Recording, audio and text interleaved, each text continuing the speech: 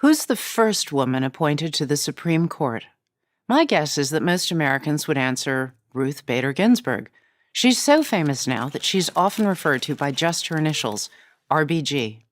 Elevated to the High Court by President Bill Clinton in 1993, the left-leaning Justice Ginsburg was the subject of not one, but 2 movies in 2018 alone. But she isn't the first female Supreme Court justice. She's the second. The first doesn't have a movie named after her. That's because Sandra Day O'Connor was appointed by a Republican president, Ronald Reagan. We hear a lot about the Year of the Woman, the Women's March, and the war against women.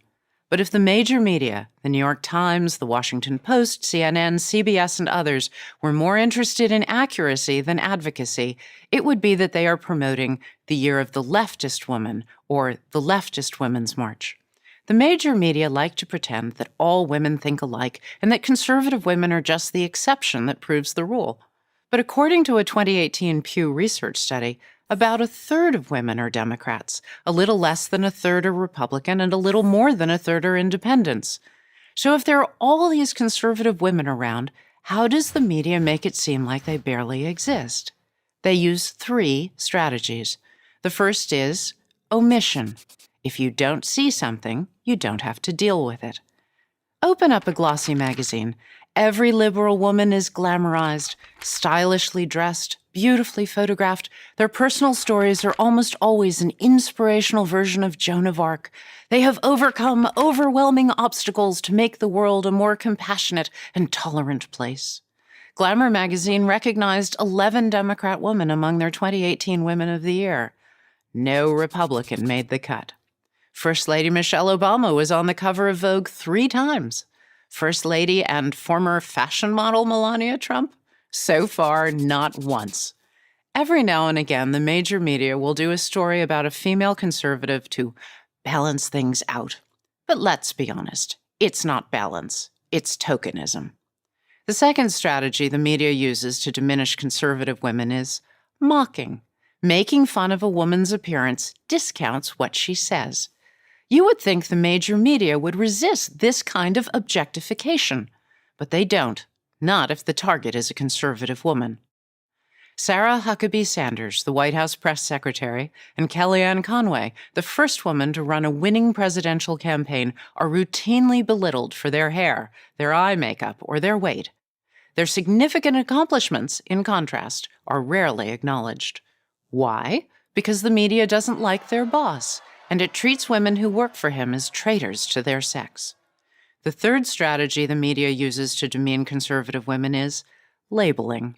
Using stereotypes precludes there being a valid reason for conservative women to hold the positions they do. The major media simply can't accept that conservatives have serious and important reasons for their beliefs, so they have to come up with answers to explain this seeming anomaly to themselves. These women must be racist or self-hating or just weak-minded. Here's how Barbara Streisand put it to the Daily Mail in England. A lot of women vote the way their husbands vote. They don't believe enough in their own thoughts. Labeling, like the strategies of mocking or omission, is just another way to display contempt and demonize conservative women.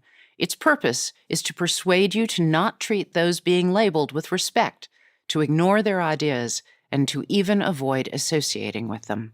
Not surprisingly, the vilification that results discourages a lot of conservative-leaning women from running for political office, or even from speaking up. Who needs that grief? It takes a strong person to swim against the media tide. But here's the thing about swimming against the tide. It makes you stronger.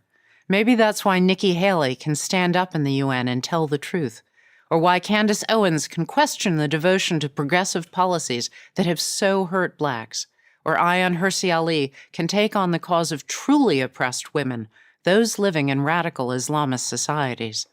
We need these voices and more like them. That's why it's so important to encourage a more respectful, inclusive debate.